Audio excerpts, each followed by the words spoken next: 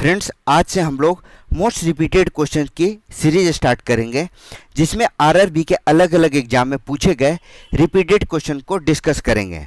तो please video start करने से पहले वीडियो को एक बार लाइक, शेयर एंड सब्सक्राइब जरूर करें।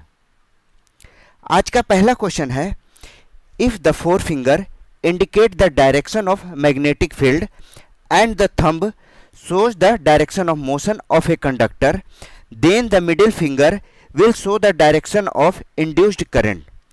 When the thumb, forefinger and middle finger are stretched perpendicular to each other, this is called. Hindi में पढ़ेंगे, यदि तर्जनी चुंबकीय क्षेत्र की दिशा दर्शाती है और अंगूठा चालक की गति की दिशा दर्शाता है तो मध्यमा प्रेरित धारा की दिशा दर्शाएगी। जब अंगूठा, तर्जनी और मध्यमा एक दूसरे के लंबवत फैली है तो इसे क्या कहते हैं? तो यह जो है फ्लेमिंग के राइट हैंड रूल की डेफिनेशन को दर्शाता है। फ्लेमिंग का राइट हैंड रूल इस फिगर में दिखाया गया है, तो इसे फॉलो करता है। कहा गया है कि यदि अंगूठा, तर्जनी और मध्यमा एक दूसरे के लंबवत फैली है तो इसे, देखिए अंगूठा मध्य फिंगर है, मध्यमा और तर्जनी, तो इस फिगर के अकॉर्डिंग यह फ्लेमिंग के दाएं हाथ के नियम को दर्शाता है। ठीक है, अगला क्वेश्चन देखते हैं। As per article 80 of the constitution of India, dash is the maximum strength of Rajya Sabha in India. भारतीय संविधान के अनुच्छेद 80 के अनुसार भारत में राज्यसभा की अधिकतम सदस्य संख्या क्या है? तो वर्तमान में भारत में राज्यसभा की अधिकतम संख्या 250 है। ठीक है, इसकी अधिकतम संख्या 250 अधिकतम कैपेसिटी है, लेकिन वर्तमान में इसकी अधिकतम संख्या 245 है, 245 है। ठीक है, जिनमें 233 जो है वह राज्यों के द्वारा चुने जाते हैं। एक वोटिंग पद्धति है, एकल हस्तांतरणीय पद्धति के द्वारा 233 अलग अलग राज्यों से चुन के आते हैं और 12 जो हैं उन्हें राष्ट्रपति मनोनीत करते हैं, राष्ट्रपति मनोनीत करती हैं। तो कुल 245 सदस्य जो हैं वह अभी राज्यसभा में है। राज्यसभा की जो क्षमता है, अधिकतम क्षमता, इनकी जो क्षमता है वह 250 है। क्लियर है? तो इसे हमारे संविधान के आर्टिकल 80 के अनुसार संदर्भित किया गया है। नेक्स्ट क्वेश्चन की तरफ बढ़ते हैं। India's first 5-year plan covered the period from dash which mainly focused in the development of the primary sector with the focus on agriculture. Bharat की जो पहली पंचवर्षीय योजना है कब आई थी, तक की अवधि शामिल थी, अवधि बताना है, जिसमें मुख्य रूप से कृषि पर ध्यान केंद्रित करते हुए प्राथमिक क्षेत्र के विकास पर ध्यान केंद्रित किया गया था। तो हमारी जो पहली पंचवर्षीय योजना थी वह 1951 से लेकर 56 के बीच, 1951 से 1956 की अवधि के लिए शुरू किया गया था। उस समय प्रधानमंत्री कौन थे? जवाहरलाल नेहरू।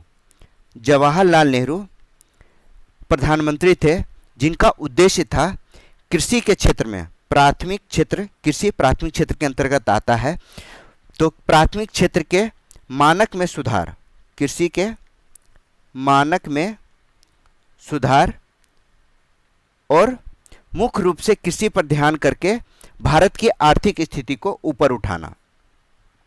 ठीक है, तो भारत की जो पहली पंचवर्षीय योजना रही है, पहली पंचवर्षीय योजना, यह हेरोड डॉमर के मॉडल पर आधारित थी। हेरोड डॉमर के मॉडल पर आधारित थी। कई बार एग्जाम में पूछा जा चुका है। ठीक है, next question. Which Dravidian language was accorded the first classical language status in 2004 by the Ministry of Culture, Government of India। Bharat सरकार के संस्कृति मंत्रालय के द्वारा 2004 में किस द्रविड़ भाषा को पहली बार शास्त्रीय भाषा का दर्जा दिया गया था? तो भारत में शास्त्रीय भाषा का दर्जा सबसे पहले तमिल को दिया गया।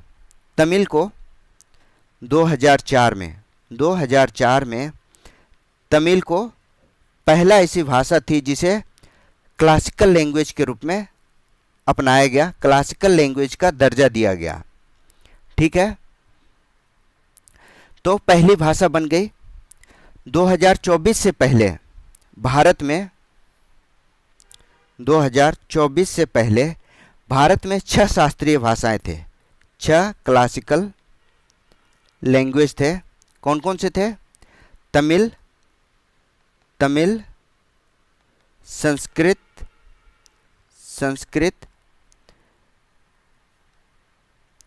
उड़िया, तेलुगु,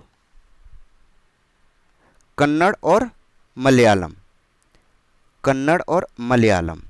लेकिन 3 अक्टूबर 2024 के बाद 3 अक्टूबर 2024 के बाद से 5 अन्य भाषा को जोड़ा गया।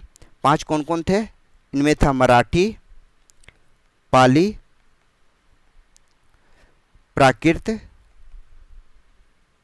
प्राकृत के बाद असमिया और बंगाली। 5 और अलग भाषाओं को शास्त्रीय भाषा का दर्जा दिया गया। तो 3 अक्टूबर 2024 के बाद से कुल 11 क्लासिकल लैंग्वेज हैं। याद रखिएगा, कई बार एग्जाम में पूछा जा चुका है। ठीक है, पहला क्लासिकल लैंग्वेज कौन है? तो यह है तमिल, जिसे 2004 में पहली बार द्रविड़ भाषा के रूप में दर्जा दिया गया। नेक्स्ट क्वेश्चन है, in which river India's largest river island Majuli located? Bharat का सबसे बड़ा नदी द्वीप माजुली किस नदी पर स्थित है? माजुली जो है वह ब्रह्मपुत्र नदी पर है। माजुली आइलैंड, इसे विश्व का सबसे बड़ा नदी द्वीप के रूप में जाना जाता है। यह ब्रह्मपुत्र नदी पर, असम में ब्रह्मपुत्र नदी पर बसा है। अपनी अद्भुत प्राकृतिक सौंदर्यता के लिए यह जाना जाता है। यह 9 बार रिपीट किया जा चुका है आरआरबी के एग्जाम्स में। अगला सवाल है, as per article 344(1) and 351 of the Constitution of India, the 8th schedule includes the recognition of dash language. भारतीय संविधान के अनुच्छेद 344(1) और 351 के अनुसार 8वीं अनुसूची में कितने भाषाओं को मान्यता प्रदान की गई है? यह क्वेश्चन 9 बार रिपीट किया जा चुका है। ठीक है, तो हमारा संविधान जब लागू हुआ था तो संविधान में 8वीं अनुसूची में भाषा को शामिल किया गया था। 8वीं अनुसूची में भाषा को रखा गया था। उस समय कुल 14 भाषा थे। जब संविधान लागू हो रहा था उस समय कुल 14 भाषाओं को परिभाषित किया गया था। ठीक है, 1967 में 1967 में 21वां संविधान संशोधन हुआ। 21वें संशोधन के बाद से 21वां संविधान संशोधन 1961 में हुआ और इसमें सिंधी को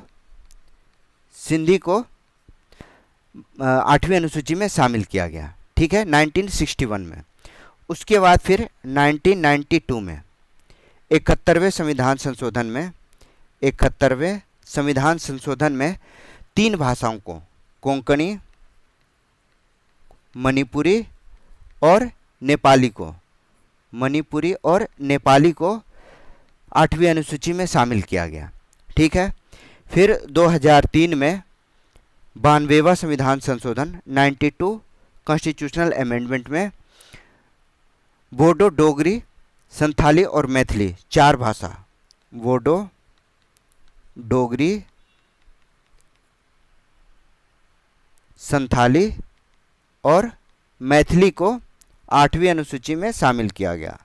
ठीक है, 2003 में।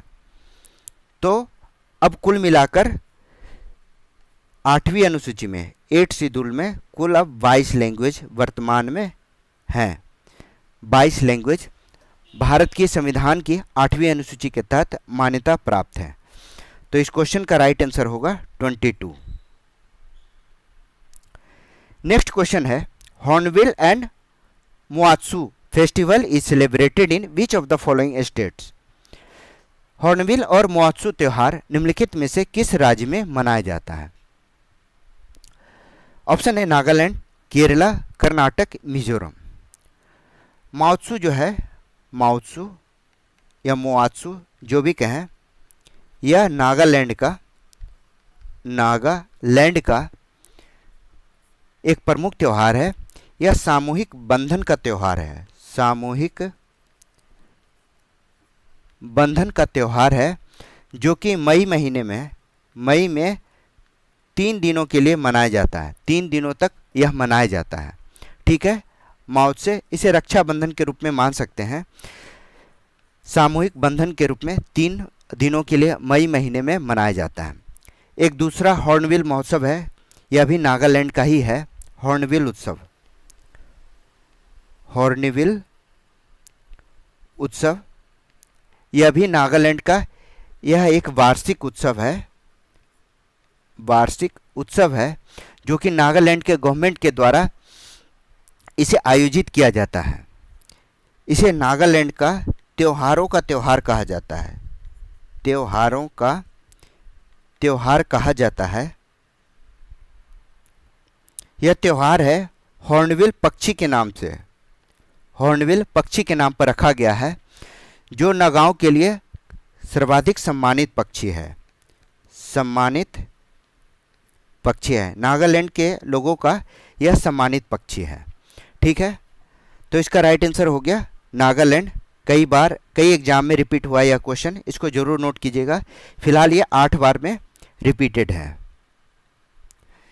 अगला सवाल है, is a state between the Tamil Nadu state of India and the Jaffna district of northern province of the island nation of Sri Lanka dash.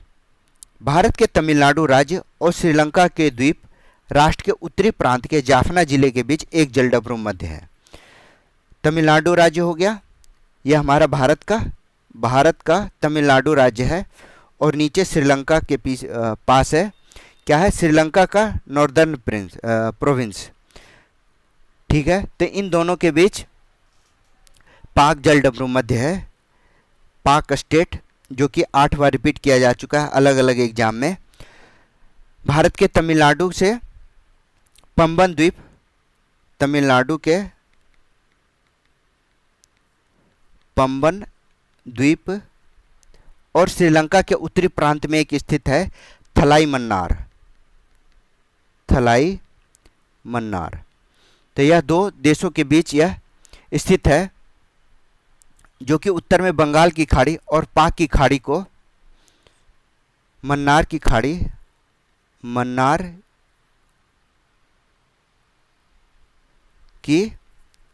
खाड़ी से जोड़ता है। बंगाल की खाड़ी और उत्तर में बंगाल की खाड़ी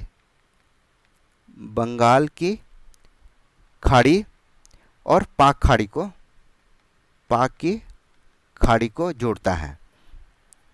क्लियर है, पाक स्टेट। नेक्स्ट क्वेश्चन है, the directive principle of state policy in the Indian constitution are taken from which constitution? भारतीय संविधान में राज्य के नीति निर्देशक सिद्धांत किस संविधान से लिए गए हैं? तो राज्य के नीति निर्देशक सिद्धांत यह आयरलैंड के संविधान से लिया गया है, यह 8 बार रिपीट किया हुआ है। तो हमारे संविधान के आर्टिकल 36 से 51 के अंतर्गत डीपीएसपी को, यानी directive principle of state policy को 36 से 51 के बीच रखा गया है। पार्ट 4 में, संविधान के पार्ट 4 यानी भाग 4 में रखा गया है। इसका उद्देश्य क्या है? तो नीति निर्देशक तत्वों का उद्देश्य है कल्याणकारी राज्य की स्थापना, कल्याणकारी राज्य की स्थापना। और याद रहे, यह नॉन जस्टिसेबल है, कई बार एग्जाम में पूछा जा चुका है, यानी यह गैर बाध्यकारी है।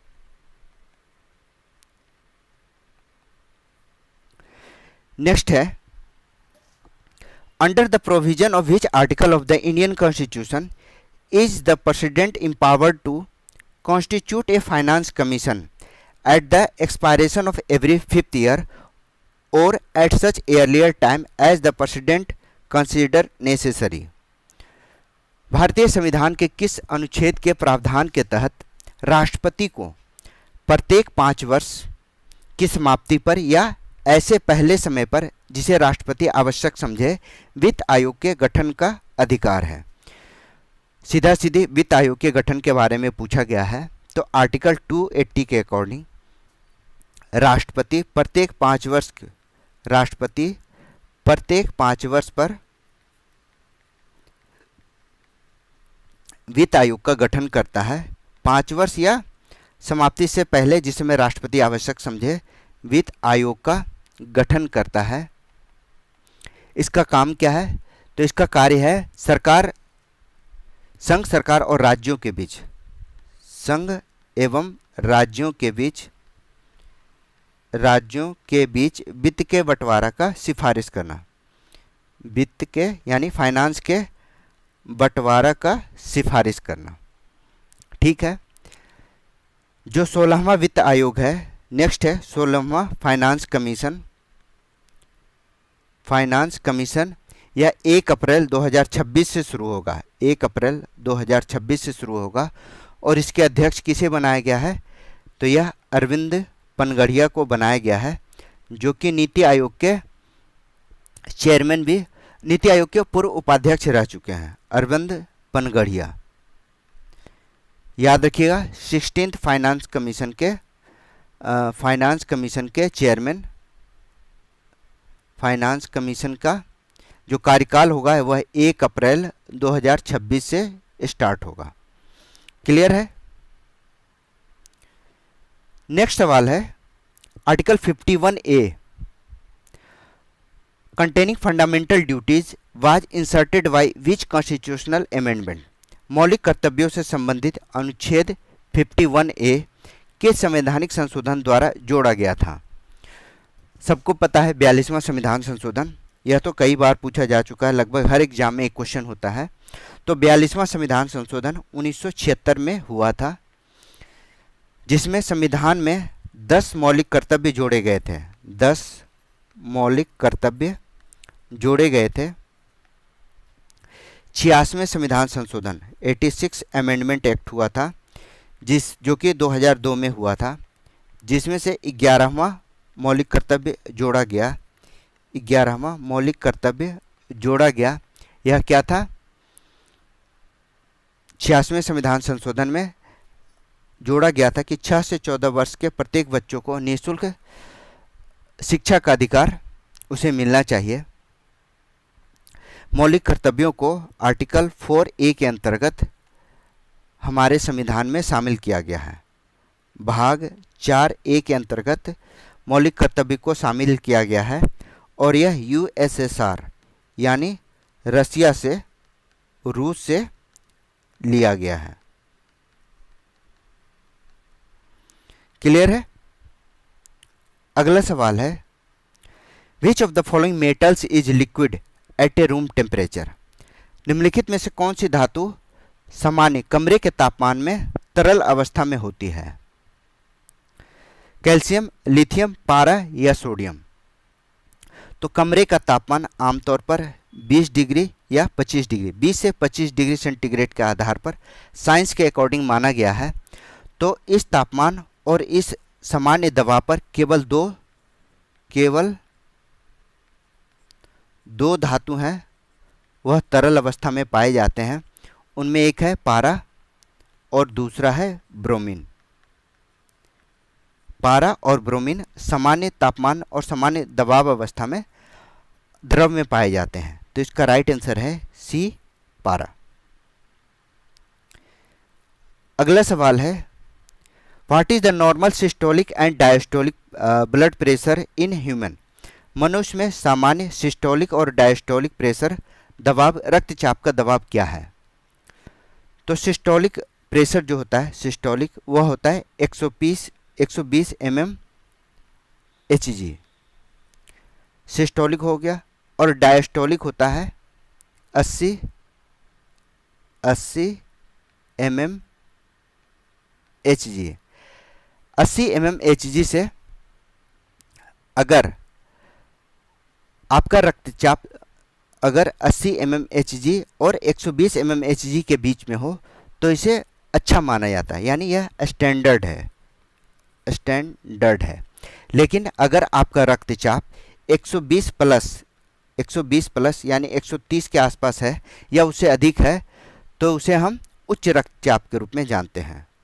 उच्च रक्तचाप या हाई ब्लड प्रेशर कह सकते हैं, उसे उच्च रक्तचाप के रूप में जानते हैं। ठीक है, तो यह हो गया 120 सिस्टोलिक और 80 डायस्टोलिक। ठीक है, नेक्स्ट क्वेश्चन है, on the source of the Bay of Bengal the sun temple at Konark is known of black pagoda known as black pagoda was built in the. कब बना था? बंगाल की खाड़ी के तट पर कोणार्क का सूर्य मंदिर, जिसे ब्लैक पैगोडा के नाम से जाना जाता है, में बनाया गया था। कब बनाया गया था? यह कोणार्क के सूर्य मंदिर का चित्र है। 13वीं शताब्दी में इसे बनाया गया था। नरसिंह वर्मन प्रथम ने इसे बनवाया था।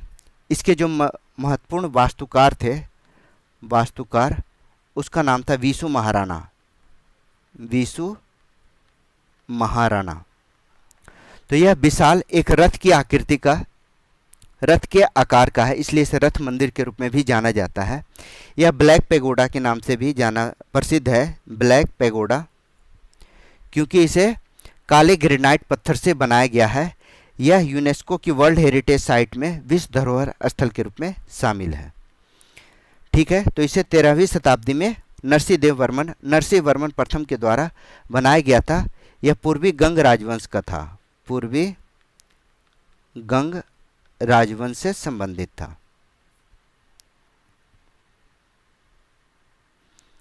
अगला सवाल है, the constitution of India came into effect on. Bharat का संविधान कब लागू हुआ?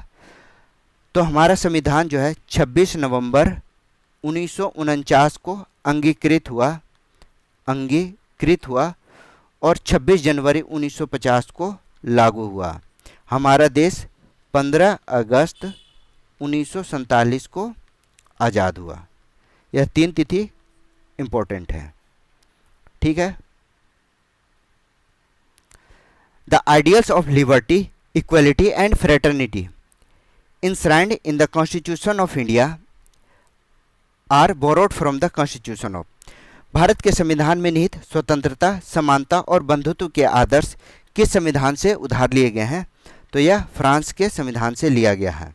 हमारे संविधान के जो प्रमुख फीचर हैं वह अलग अलग देशों के द्वारा लिया गया है, जिससे कि हमारा संविधान और परिपूर्ण बन सके। अगला सवाल, the NITI Aayog was formed by replacing the planning commission of India on 2015। NITI Aayog का गठन भारत के योजना आयोग के स्थान पर 2015 में किया गया था। यानी योजना आयोग को हटाकर 2015 में नीति आयोग का गठन किया गया। तो योजना आयोग का गठन कब हुआ था? यह 15 मार्च 1950 को योजना आयोग का गठन हुआ था। उसे 1 जनवरी 2015 को समाप्त कर दिया गया और एक नए national institute of transforming India, एक नए आयोग के रूप में नीति आयोग का गठन किया गया। यह भारत सरकार के एक थिंक टैंक के रूप में स्थापित किया गया। ठीक है, अगला सवाल है, the process in which acid and base react to form salts and water is called dash reaction. वह प्रक्रिया जिसमें अम्ल और क्षार प्रतिक्रिया करके लवण और जल बनाते हैं, तो यह उदासीनीकरण कहलाएगा, न्यूट्रलाइजेशन कहलाएगा। यह 7 बार रिपीट किया जा चुका है। The Audible range of sound for human being extends from about. मनुष्य के लिए जो ध्वनि की श्रव्य सीमा है वह लगभग कितनी है? तो जो मानव श्रवण की सीमा है वह 20 हर्ट्ज से लेकर 20,000 हर्ट्ज के बीच है। इसे कहते हैं श्रव्य ध्वनि। श्रव्य ध्वनि यानी जिसे मनुष्य सुन सकता हो। ठीक है। 20 हर्ट्ज से नीचे की ध्वनि, 0 से 20 हर्ट्ज की ध्वनि को कहते हैं अनुश्रव्य ध्वनि, अवश्रव्य ध्वनि, अवश्रव्य ध्वनि। ठीक है। और 20,000 हर्ट्ज से अधिक, 20,000 हर्ट्ज से अधिक की ध्वनि को पराश्रव्य ध्वनि कहा जाता है। पराश्रव्य ध्वनि कहा जाता है। ठीक है। इस ध्वनि को सिर्फ बैट्स सुन सकते हैं। बैट्स में चमगादड़, बैट्स इसे सुन सकते हैं। 0 से 20 हर्ट्ज की ध्वनि इसे हाथी सुन सकता है, हाथी सुन सकता है। ठीक है। अगला सवाल, if a lens has a focal length of 25 centimetre, what will be the power of that lens? यदि लेंस की फोकस दूरी 25 सेंटीमीटर है तो उस लेंस की शक्ति क्या है? तो लेंस की शक्ति P बराबर होता है 100/f। P हो गया पावर। ठीक है। और लेंस की जो क्षमता होती है उसे डायोप्टर से मापते हैं। इसे शॉर्ट में D कहा जाता है। तो क्वेश्चन में दिया गया है, P पूछा गया है, तो P बराबर 100/25। फोकस दूरी 25 है यानी 4 डायोप्टर। उसकी जो क्षमता होगी वह 4 डायोप्टर होगी। अगला सवाल, the splitting of white light into 7 component as it enter a glass prism is called. कांच के प्रिज्म में प्रवेश करते ही श्वेत प्रकाश का 7 घटक में विभाजित होना कहलाता है। इसे कहते हैं dispersion of light. Dispersion of light. जब किसी सफ़ेद प्रकाश जब किसी प्रिज्म में प्रवेश करती है तो यह 7 अलग अलग रंगों में विभाजित हो जाती है। जब किसी प्रिज्म से जब कोई प्रकाश प्रिज्म में प्रवेश करती है तो यह 7 अलग अलग रंगों में विभाजित हो जाती है। ठीक है। इसका क्रम है विबग्योर, VIBGYOR। इसी क्रम में विभाजित होती है। ठीक है। इसे कहते हैं dispersion of light. If a person difficulty in seeing distant object clearly, what condition is he suffering from and how can it be corrected? यदि किसी व्यक्ति को दूर की वस्तु को स्पष्ट रूप से देखने में कठिनाई होती है तो वह किस स्थिति से पीड़ित है? इसे कैसे ठीक किया जाता है? तो इसे मायोपिया कहते हैं। मायोपिया। इसके लिए अवतल लेंस का प्रयोग किया जाता है, जिसमें किसी व्यक्ति को दूर की वस्तु स्पष्ट रूप से देखने में कठिनाई होती है, यानी दूर की वस्तु स्पष्ट रूप से नहीं देख पाता है। अगला सवाल, 3 wires of resistance 3 ohm, 6 ohm and 9 ohm are connected in a parallel, what will be the total resistance of the circuit? Resistance of the circuit 3 ohm, 6 ohm और 9 ओम को प्रतिरोध के 3 तार को समानांतर क्रम में जोड़े जाएं तो सर्किट का कुल प्रतिरोध क्या होगा? तो इसका फॉर्मूला है 1/, कुल प्रतिरोध कुल 1/R बराबर 1/3 प्लस 1/6 प्लस 1/9। टोटल इसका एलसीएम निकालेंगे तो यह टोटल 18 11 इंटू 18 आएगा। 369 का एलसीएम 18 और 6 3 प्लस 2 यानी 11/18 आएगा। अब टोटल रेजिस्टेंस अगर हम निकालेंगे तो यह 18/11 होगा, लगभग 1.64 ओम के बराबर। ठीक है। नेक्स्ट क्वेश्चन है, Bengali writer Rabindranath Tagore became the first Indian to win the Nobel Prize for Literature in the year for his collection of poem called?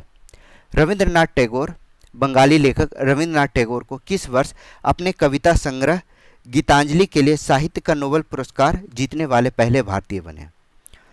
आसान सा सवाल है। 1913 में रविंद्रनाथ टैगोर को उनके पुस्तक गीतांजलि के लिए नोबेल पुरस्कार मिला था।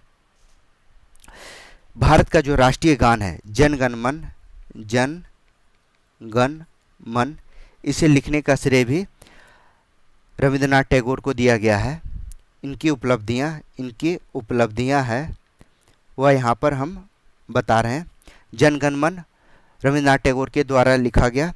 बांग्लादेश का राष्ट्रगान अमार सोनार बांग्ला, अमार सोनार बांग्ला, यह भी रविंद्रनाथ टैगोर के द्वारा लिखा गया, जो कि बांग्लादेश का राष्ट्रगान है। बांग्लादेश का राष्ट्रगान है। इन्होंने रविंद्रनाथ टैगोर ने 1901 में शांति निकेतन की स्थापना की थी। शांति निकेतन कहाँ है? कोलकाता में। शांति निकेतन की स्थापना की थी, जो कि विश्व भारती यूनिवर्सिटी के रूप में जाना जाता है। रविंद्रनाथ टैगोर ने 1919 में अपनी नाइटहुड की उपाधि को वापस कर दिया था। क्यों? तो जालियांवाला बाग हत्याकांड के विरोध में उन्होंने ब्रिटिश सरकार के द्वारा दी गई नाइटहुड की उपाधि को वापस कर दिया गया था। तो यह प्रमुख उपलब्धियां थी रविंद्रनाथ टैगोर की। क्वेश्चन में पूछा गया था, गीतांजलि के लिए उन्हें 1913 में नोबेल पुरस्कार से सम्मानित किया गया। Who became the first Indian woman to be nominated as a member of the International Olympic Committee? अंतर्राष्ट्रीय ओलंपिक कमेटी के सदस्य के रूप में नामित होने वाली पहली भारतीय महिला कौन बनी थी? तो ये थी नीता अंबानी। ठीक है। नेक्स्ट क्वेश्चन है, When was the Asiatic Society formed by Sir William Jones at Kolkata? सबसे पहले तो आपको ये याद रखना है कि विलियम जोन्स ने कलकत्ता में एशियाटिक सोसाइटी की स्थापना की थी। यह भी एक महत्वपूर्ण क्वेश्चन है। 1784 ईस्वी में कोलकाता में सर विलियम जोन्स ने एशियाटिक सोसाइटी की स्थापना की थी। ठीक है। अच्छा, क्वेश्चन में यही पूछा गया कब की गई थी, तो यह 1784 में हुआ था। ठीक है। अगला सवाल, who gave the slogan Swaraj is my birth right and I shall have it? Swaraj मेरा जन्मसिद्ध अधिकार है और मैं इसे लेकर रहूंगा का नारा बाल गंगाधर तिलक ने दिया था। यह 6 बार रिपीटेड है आरआरबी के एग्जाम में। The famous Sardar Sarovar dam has been built on which of the following rivers? Sardar Sarovar बांध काफ़ी प्रसिद्ध है, यह किस नदी पर बनाया गया है? तो सरदार सरोवर बांध जो है वह नर्मदा नदी पर बना है। कहाँ है यह जो स्थान है वह नवगाम गुजरात में है। नवगाम गुजरात में यह बनाया गया है। इसका निर्माण जो है, इसका निर्माण शुरू हुआ था 1961 में। 1961 में इसका निर्माण शुरू हुआ था। ठीक है। कई बार क्वेश्चन में पूछा गया है कि इसके लाभार्थी राज्य कौन कौन से हैं। लाभार्थी राज्य यानी इससे किन किन राज्यों को लाभ होता है, तो इसमें है गुजरात, मध्य प्रदेश, महाराष्ट्र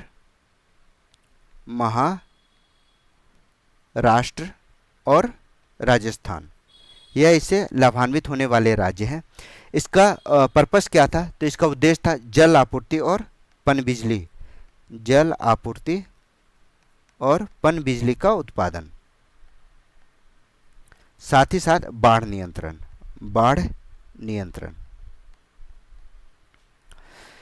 नेक्स्ट क्वेश्चन है, when did the constituency assembly of India meet for the first time? भारत की संविधान सभा की पहली बैठक कब हुई थी? आसान सा सवाल है, कई बार पूछा जा चुका है। 9 दिसंबर 1946 को संविधान सभा की पहली बैठक हुई। दिल्ली के संसद भवन के केंद्रीय कक्ष में, सेंट्रल हॉल में, केंद्रीय कक्ष में संविधान सभा की पहली बैठक हुई थी। जिसका उद्देश्य क्या था, एक नया संविधान तैयार करना, नया संविधान तैयार करना। जो पहली बैठक हुई थी उनमें कुल 389 सदस्य थे, 389 सदस्य थे, जिनमें से 207 सदस्य उपस्थित हुए, 207 सदस्य उपस्थित हुए थे। ठीक है, तो संविधान की जो पहली बैठक है उसकी अध्यक्षता किसने की थी, सच्चिदानंद सिन्हा ने, सच्चिदानंद सिन्हा इसके अध्यक्ष थे। ठीक है, पहली बैठक की। फिर पुनः 11 दिसंबर 1946 को संविधान सभा की बैठक हुई और इस दिन राजेंद्र जो सच्चिदानंद सिन्हा थे वह अस्थायी अध्यक्ष थे, अस्थायी अध्यक्ष के रूप में चुना गया था। 11 दिसंबर 1946 को राजेंद्र प्रसाद को अस्थायी अध्यक्ष चुना गया। क्लियर है। नेक्स्ट क्वेश्चन है, the characteristics of the fundamental rights are taken from. मौलिक अधिकारों की विशेषता को कहाँ से ली गई है। मौलिक अधिकार जो कि हमारे संविधान के अंतर्गत विशेष महत्व प्राप्त है, मौलिक अधिकारों को, यह हमारे संविधान के भाग 3 के अनुच्छेद 12 से लेकर 35 तक मौलिक अधिकारों को वर्णित किया गया है। यह संयुक्त राज्य अमेरिका के संविधान से लिया गया है। संविधान में जो मौलिक अधिकार है उसमें 6 मौलिक अधिकार हैं, 6 मौलिक अधिकार हैं।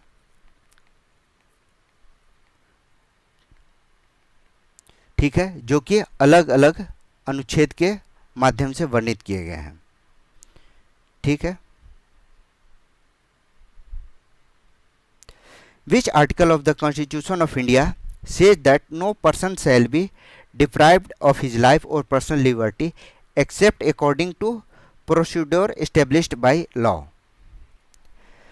भारत के संविधान का कौन सा अनुच्छेद यह कहता है कि किसी भी व्यक्ति को कानून द्वारा स्थापित प्रक्रिया के अलावा जीवन या व्यक्तिगत स्वतंत्रता से वंचित नहीं किया जाएगा। यह हमारे संविधान की एक काफ़ी महत्वपूर्ण है, विशेषता है। हमारे संविधान के अनुच्छेद 21 के अनुसार इसका प्रावधान किया गया है। इसे कहते हैं जीवन का अधिकार, राइट टू लाइफ, जीने का अधिकार, जीने का अधिकार। नेक्स्ट है, विच amendment in the Indian constitution substituted the word sovereign democratic republic with the word sovereign socialist secular democratic republic and unity of the nation with the words unity and integrity of the nation। भारतीय संविधान में किस संशोधन के द्वारा संप्रभु लोकतांत्रिक गणराज्य शब्दों के स्थान पर संप्रभु समाजवादी धर्मनिरपेक्ष लोकतांत्रिक गणराज्य शब्द तथा राष्ट्र की एकता के स्थान पर राष्ट्र की एकता और अखंडता शब्द प्रतिस्थापित किए गए, यानी चेंज किए गए। तो यह जो था हमारे संविधान के प्रस्तावना में, जिसे उद्देशिका भी कहा जाता है, इसमें संशोधन किया गया 42वें संविधान संशोधन 1976 में। ठीक है, name the German chemist who grouped element into triads in 1817। उस जर्मन रसायनज्ञ का नाम बताइए जिसने 1817 में तत्वों का त्रिक के बारे में वर्गीकृत किया है। तत्वों के त्रिक के रूप में जाना जाता है जो जर्मन रासायनिक हैं, उनका नाम है जोहेन डोवेर्नियर। जोहेन डोवेर्नियर, इनका फुल फॉर्म है जोहेन वोल्फगैंग डोवेर्नियर, जो कि 1817 में अपने त्रिक के रूप में अपने तत्वों को त्रिक के रूप में वर्गीकृत किया था। इन्हें त्रिक के डोवेर्नियर के त्रिक के नियम के नाम से भी जाना जाता है। डोवेर्नियर ट्राइड्स रूल, डोवेर्नियर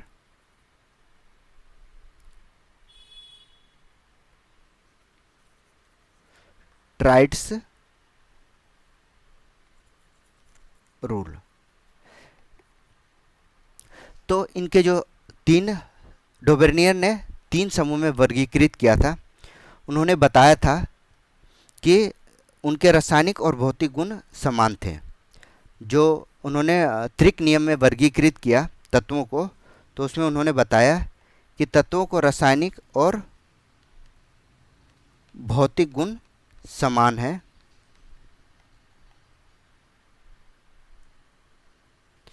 उनका जो प्रसिद्ध है, जिसमें उन्होंने कहा कि त्रिक में मध्य तत्व का द्रव्यमान, त्रिक में मध्य मिडिल एलिमेंट्स का मध्य तत्व का जो द्रव्यमान है वह अन्य दो तत्वों के परमाणु द्रव्यमान का औसत है। परमाणु द्रव्यमान का औसत है। ठीक है, जैसे इसका उदाहरण दिया है लिथियम, सोडियम और पोटेशियम। डोबेर्नियर का त्रिक, ये याद रखिएगा, एग्जाम में यही पूछा जाएगा। अगला सवाल, what are the chemical formula of gypsum and plaster of Paris respectively. Gypsum और प्लास्टर ऑफ पेरिस का जो रासायनिक सूत्र क्या है? तो जिप्सम का है CaSO4 into 2H2O, CaSO4 into 2H2O। Plaster of Paris का है CaSO4 into half H2O। Clear है? नेक्स्ट क्वेश्चन है, in the process of dash the iron is protected by A coating of zinc. Dash की प्रक्रिया में लोहे की zinc को परत चढ़ाकर संरक्षित किया था। इसे गैल्वेनाइजेशन कहा जाता है। जब कोई लोहे की परत पर जिंक की परत चढ़ाई जाती है, क्यों चढ़ाई जाती है? ताकि उसे जंग या उसमें किसी तरह का रस्टिंग नहीं आए, संक्षारण नहीं आए, तो उसके लिए गैल्वेनाइजेशन किया जाता है। नेक्स्ट है, mechanical energy is the sum of, यांत्रिक ऊर्जा का योग है kinetic energy and potential energy. ठीक है, मैकेनिकल एनर्जी बराबर होता है, इसे ऐसे मानिए, मैकेनिकल एनर्जी बराबर होता है kinetic energy plus potential energy. ठीक है, नेक्स्ट है, when an object is placed at a distance of 60 cm from a concave lens of focal length of 30 cm, then the magnification of the image is। जब किसी वस्तु को 30 centimetre focus दूरी के अवतल लेंस से 60 सेंटीमीटर की दूरी पर रखा जाता है तो प्रतिबिंब का आवर्धन होगा। यह डायोप्टर के लेंस के प्रतिबिंब का आवर्धन ज्ञात करना है, तो यह होगा प्लस में होगा 0.33। ठीक है, अगला सवाल, the reserve bank of India was established on 1 April dash with A share capital of Rs 5 crore. Reserve bank की स्थापना 1 अप्रैल 1935 को, रिजर्व बैंक की स्थापना 1 अप्रैल 1935 को 5 करोड़ की शेयर पूंजी के साथ शुरू की गई थी। तो भारत में आरबीआई जो है वह RBI act, reserve bank of India act 1934, RBI act 1934 के अंतर्गत 1 अप्रैल 1935 को स्थापित किया गया था, जिसका कार्य था भारत में मौद्रिक और वित्तीय स्थिरता को बनाए रखना।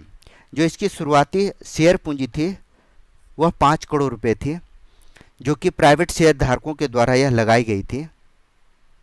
ठीक है, इसकी जो स्थापना हुई थी, स्थापना वह कोलकाता में हुई थी, कोलकाता में, याद रखिएगा यह बहुत इंपॉर्टेंट है। 1937 में इसे मुंबई स्थानांतरित किया गया, 1937 में।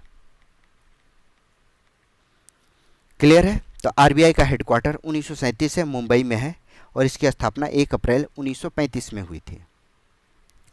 Who is known as the architect of Indian planning और इकोनॉमी। भारतीय योजना या अर्थव्यवस्था के वास्तुकार के रूप में किसे जाना जाता है? काफ़ी चर्चित नाम है पीसी महालनोबिस। पीसी महालनोबिस को भारतीय गणितज्ञ, सांख्यिकीविद और अर्थशास्त्री के रूप में जाना जाता है। पीसी महालनोबिस को आधुनिक सांख्यिकी के जनक के रूप में जाना जाता है। आधुनिक सांख्यिकी के जनक के रूप में जाना जाता है। Which organelle of the eukaryotic cells are also called suicidal bags? कई बार एग्जाम में पूछा जा चुका है। यूकैरियोटिक कोशिकाओं के किस अंग को आत्महत्या की थैली के रूप में थैली कहा जाता है? तो यह है लाइसोसोम। लाइसोसोम कोशिका के अंदर छोटी झिल्ली से घिरा होता है जो पाचन एंजाइम से भरा होता है। पाचन एंजाइम से भरा होता है। इसे कोशिका का आत्मघाती थैला कहा जाता है क्योंकि यह पुरानी या क्षतिग्रस्त कोशिका को नष्ट करने में मदद करता है। कोशिका नष्ट करने में मदद करता है, इसे इसलिए सुसाइडल बैग कहा जाता है। नेक्स्ट क्वेश्चन है which vitamin activates protein and calcium essential for blood clotting? कौन सा विटामिन रक्त के थक्के के लिए आवश्यक प्रोटीन और कैल्शियम को सक्रिय करता है? तो यह है विटामिन के। यह फैट सोल्यूबल यानी वसा में घुलनशील विटामिन है जो कि रक्त के थक्के बनने के लिए आवश्यक प्रोटीन को सक्रिय करता है। अगला सवाल है according to the census of India 2011 which is the most populated state of India? 2011 की जनगणना के अनुसार जो भारत की सर्वाधिक जनसंख्या वाला राज्य है वह है Uttar Pradesh. Which act legally guarantee 100 days of wage employment in a financial year to adult members of a rural household who are seeking employment and willing to do unskilled manual work? कौन सा अधिनियम ग्रामीण परिवार के वयस्क सदस्यों को जो रोजगार की तलाश में हैं और अकुशल शारीरिक कार्य करने को तैयार हैं एक वित्तीय वर्ष में 100 दिनों के मजदूरी रोजगार की गारंटी कानून देता है? तो यह मनरेगा के संबंध में कहा गया है। मनरेगा जो कि 2005 में शुरू किया गया था। यह एक सामाजिक सुरक्षा योजना था जिसमें ग्रामीण क्षेत्र में लोगों को रोजगार की गारंटी देता था। ठीक है। मनरेगा पहले नरेगा के नाम से जानता था, इन्हें नरेगा कहा जाता था। नरेगा 2009 में, यह याद रखिएगा, महात्मा गांधी का नाम जोड़ गया, इसे MG नरेगा या मनरेगा कहा गया 2009 में। ठीक है। अगला सवाल which Veda is the largest and considered the most important of the collection containing 1028 hymns divided into 10 books called Mandal? यह किस वेद के बारे में है? कौन सा वेद सबसे बड़ा और सबसे महत्वपूर्ण संग्रह माना जाता है जिसमें 1028 भजन है जो मंडल नामक 10 पुस्तकों में विभाजित है? तो यह ऋग्वेद के बारे में कहा गया है। जो ऋग्वेद है उसका काल, ऋग्वैदिक काल का जो है उसे 1500 से 1000 ईसा पूर्व के रूप में जाना जाता है। ऋग्वेद की जो भाषा है वह वैदिक संस्कृत है। इसके रचनाकार वशिष्ठ, विश्वामित्र, कई ऋषि हैं। ऋग्वेद में कुल 10 मंडल हैं। 1028 सूक्त हैं और 10,600 मंत्र हैं। इनके जो प्रमुख देवता हैं वह है इंद्र, वरुण, मित्र और नासत्तिम बोला जाता है। यह पोएटिक फॉर्म में है, छंद के रूप में है, पोएटिक फॉर्म में है। क्लियर है? Next, what was the name of the Portuguese explorer who discovered a new sea route from Europe to India in the year 1498? 1498 में उस पुर्तगाली खोजकर्ता का नाम क्या था जिसने यूरोप से भारत के लिए एक नई समुद्री मार्ग की खोज की थी? तो यह वास्को डिगामा के बारे में है।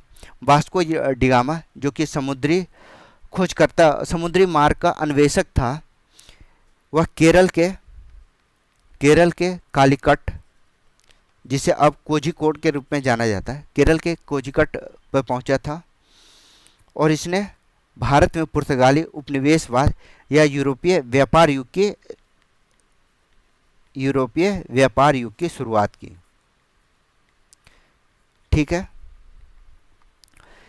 नेक्स्ट है, which governor general of India devise the policy of doctrine of lapse.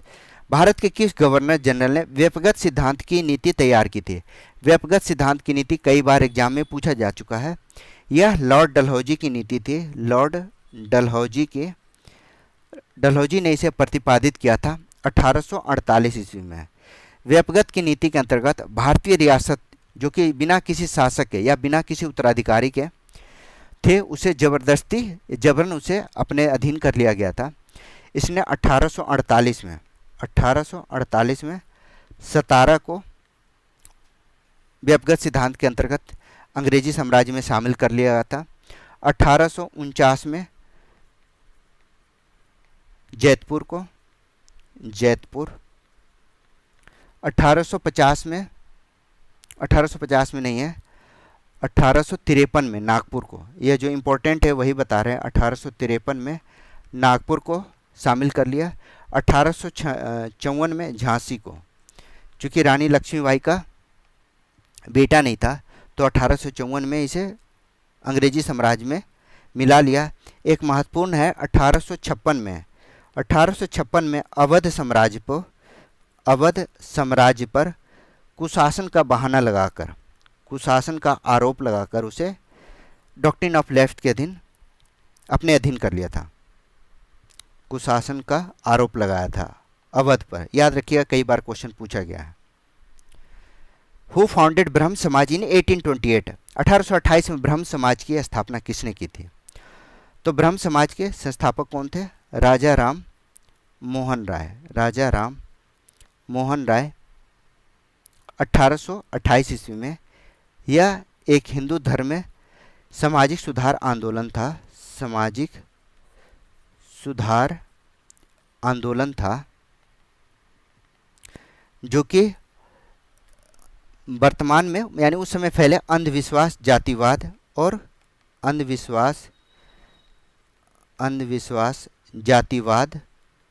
और सती प्रथा जैसे कुरीतियों को समाप्त करने के लिए बनाया गया था 1828 में। In 1924, where was the convention of Indian National Congress organized which Gandhi ji presided over? 1924 में भारतीय राष्ट्रीय कांग्रेस का अधिवेशन कहाँ आयोजित किया गया था, जिसकी अध्यक्षता महात्मा गांधी जी ने की थी? तो महात्मा गांधी ने 1924 में बेलगाम अधिवेशन की अध्यक्षता की थी।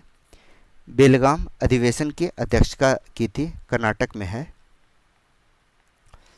यह ऐतिहासिक सत्र था क्योंकि इसमें महात्मा गांधी ने पहली बार और आखिरी बार कांग्रेस के अध्यक्ष का पद संभाला था। यह पहला और आखिरी बार था जब महात्मा गांधी ने अध्यक्ष का पद संभाला था। याद रखिएगा, कई बार पूछा गया। 1924 में बेलगाम अधिवेशन। यंग बंगाल आंदोलन को किसने प्रेरित किया? Who inspired the young Bengal movement? Young Bengal movement Henry Vivian Derozio ने 19वीं शताब्दी के दौरान बंगाल में एक सामाजिक और बौद्धिक आंदोलन के रूप में प्रारंभ किया था। सामाजिक और बौद्धिक आंदोलन के रूप में इसे शुरुआत किया गया था हेनरी विवियन डेरिजियो के द्वारा 19वीं शताब्दी में।